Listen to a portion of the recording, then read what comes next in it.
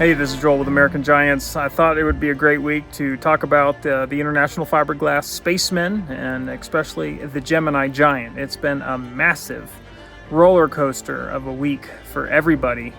Actually, the last month has kind of been crazy as we've all watched what's happened in Wilmington with the Gemini Giant unfold. Of course, you know, American Giants goes way back with this guy. I think right when I started getting into Muffler Man 2012, I went up there with Bo Carnegie and Adam Arnetto, and we filmed the Giant. And at the time, you know, it was an empty parking lot. No one seemed to care. I had no idea how famous that guy was. Nobody was around. The building was empty. It was for sale. Nobody would buy it.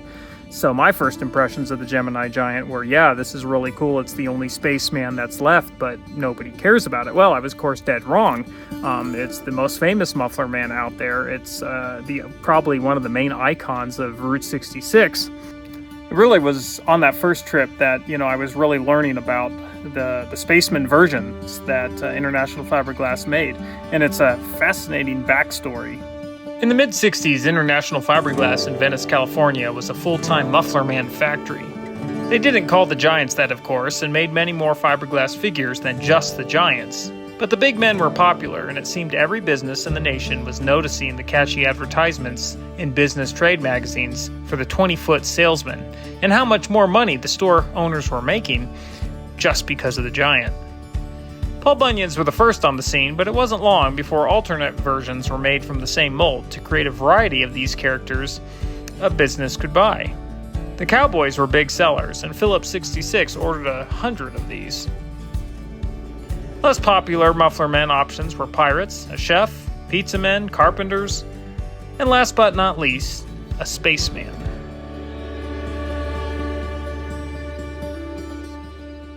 A late 60s International Fiberglass catalog called him the Astronaut, and he came with a $3,160 price tag and was billed as 25 feet tall and weighing 400 pounds.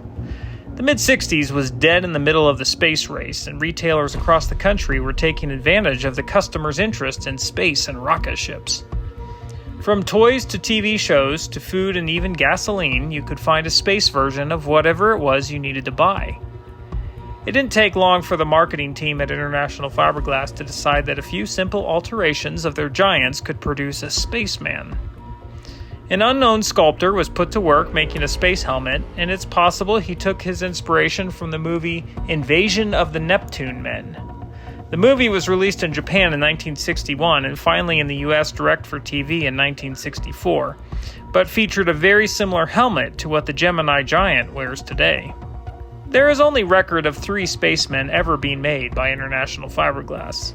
Although the space race was on and galactic travel was a trendy topic, the Giants were not in heavy demand like the Cowboys or Bunions were. The spacemen were actually constructed by using a Bunyan Giant body with Bunyan boots. The bearded head was swapped out for the clean-shaven version. The helmet was then installed and given a small control panel under the visor with buttons. The Giants could be painted in a few different ways, but gold and bronze were the color of choice for the spacesuit, using metal flake in the paint.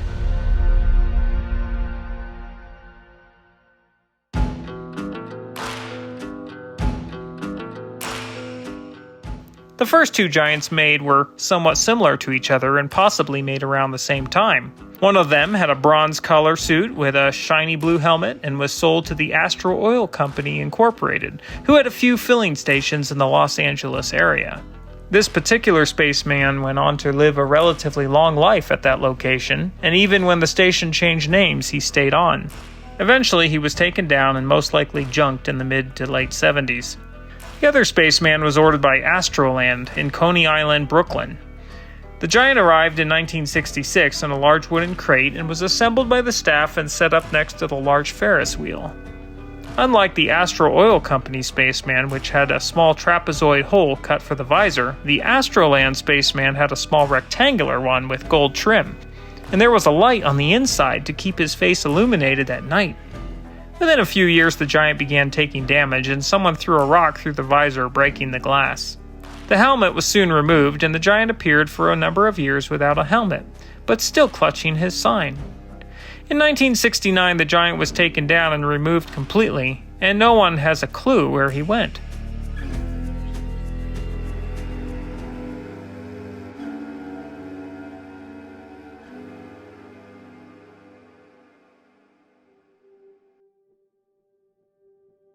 The last spaceman to be made was probably not a direct order, but rather a giant International Fiberglass grabbed from their yard and made a helmet for and shipped to the National Restaurant Association in the mid to late 60s. The company often sent their giants to trade shows and different conventions, and sometimes it was the luck of the draw and what happened to be laying in the yard that decided which giant went. The giants were often set up or displayed at these events, and they were also for sale should anyone want to take them home. This particular spaceman did not have the bunion boots like the other two did, and it is unlikely he had an antenna or a communication cable. The visor hole was larger and square, and his colors were green and silver as opposed to the other spacemen. During the convention, the giant was visited by John and Bernice Korelk, who had opened the Dairy Delight restaurant in 1960. They liked the idea of having a huge, eye-catching giant for their store, and when the convention came to an end, they hauled the massive spaceman home to Wilmington, Illinois. Seeking to capitalize on America's fascination with the space race, they rebranded, and the giant was given a rocket to hold. It wasn't long before they moved to a larger building and renamed the place the Launching Pad, and the spaceman has stood there ever since. There is no record of any more spacemen being made, and by 1972, International Fiberglass was moving into the construction business and started clearing out their lot and getting rid of extra statues and molds laying around.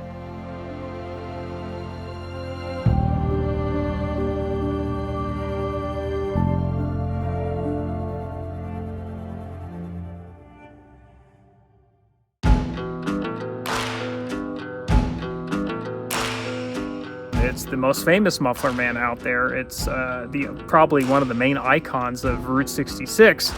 And of course, we've all watched over the years as 5 years after I was there and shot all that footage, it finally sold. Took a long time.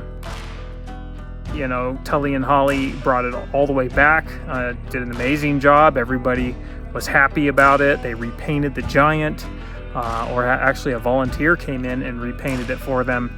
And there was just a lot of support, and and then of course, I won't get into the details here, but things changed, and we've all been watching, what happened, and then lo and behold, the most iconic giant of them all comes up for sale, and it's like everybody was asking the same question. It's like, how can this happen? How does that happen, right? You'd think it would get sold with the property and all the equipment in there and everything as a lump sum, but for just the giant to come up for individual sale, everyone knew what that meant. Everyone knows that, all of a sudden it's an open market, so you have the local community, as they should, want to keep it in town. Of course, it's the Gemini Giant. It belongs in Wilmington.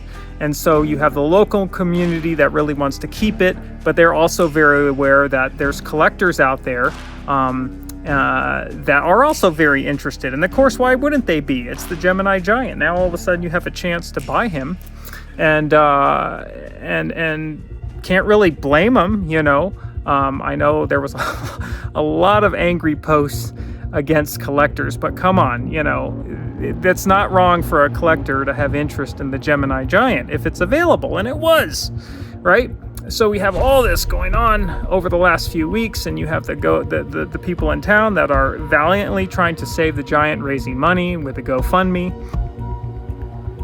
You have people behind the scenes, of course, that nobody knows about, that are also wanting to save the giant but keeping a low profile. And then you have the collectors out there that are very interested in getting the Gemini Giant.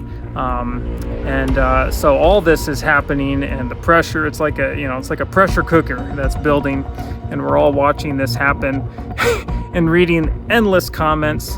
For those of us who've been in the Muffler Man world for a long time, and have researched and stuff, it was interesting to watch all the comments that sounded like people knew what they were talking about, from what Muffler Men are worth and all kinds of things like that. We knew the Gemini Giant was the most famous, so obviously I knew right away that he was going to sell for a lot more than a typical Muffler Man, you know. But when it actually sold, I think I was even a little surprised. Leading up to it, you know, we wanted to make sure everyone knew we wanted it to stay in Wilmington, and that was our hope. But at the same time, you know, we were talking to a lot of people who were interested in buying it and giving them, you know, it's the Gemini Giant. I mean, we didn't want it to be handled incorrectly or fall over. So we were happy to talk to anybody about proper ways to take it down and make ourselves available, because we didn't know who was going to get this thing. That is up until a certain point. At a certain point, we realized what was happening. We were contacted by the Joliet Historical Museum, and we were very happy to work with them and extremely happy to hear what was going to happen. And of course, we knew this a little bit before everyone else, because we needed to be up there in time to help take it down. And when I say we, it is the American Giants restoration team that you've known all these years that helped take that guy down.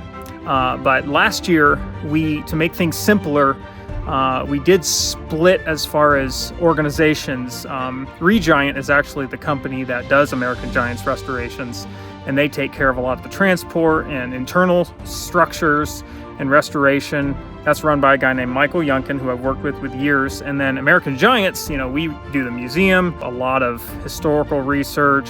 We talk with a lot of customers and purchasers and give it a lot of advice and work through a lot of, we help people sell, we help people buy. So that's American Giants.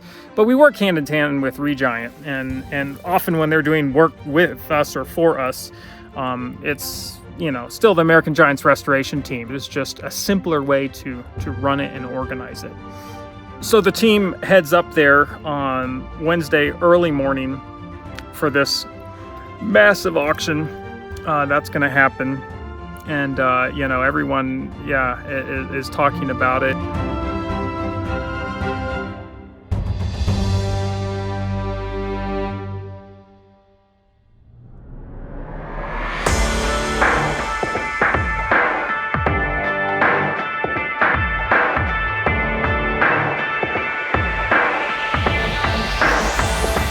I heard right away when Joliet was able to get it, and our team lost no time in going down there. I mean, as soon as the wire had cleared, you know, Michael was texting me like, you know, we're waiting for the wire to clear, we're waiting for the money to clear, and then boom, we're going down there. And you know, our guys have taken these down so many times.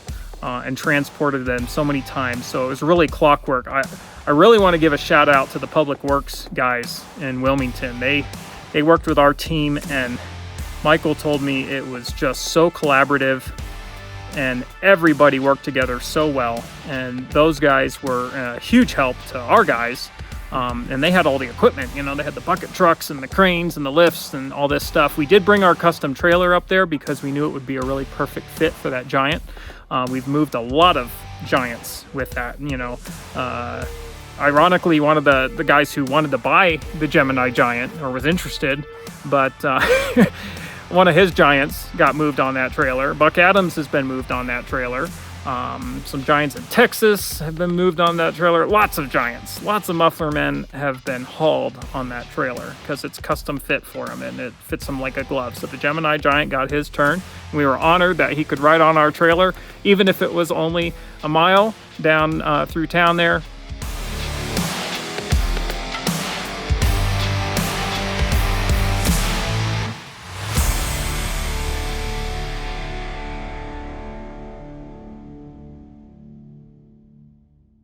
So we just want to thank everybody for the support of what we do.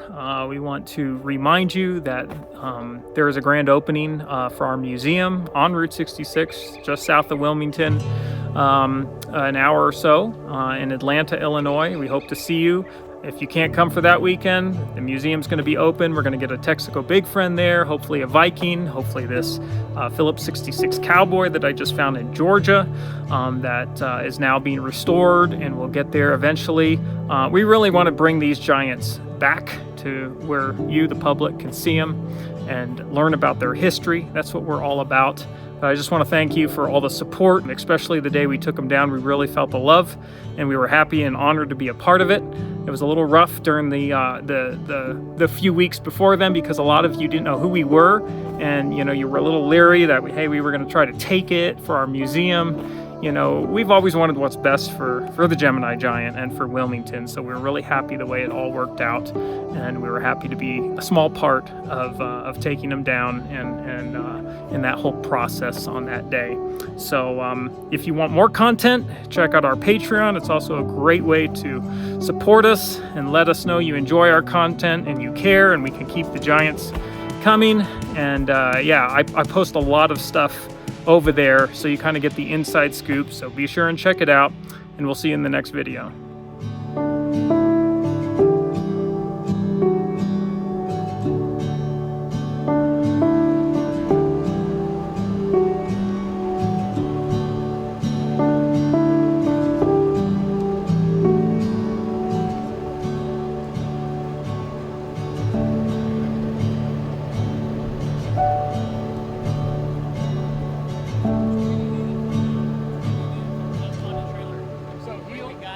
So yeah, just like it is, if you can back up and drive right towards the trailer. Hold that right there. Pull them jacks up.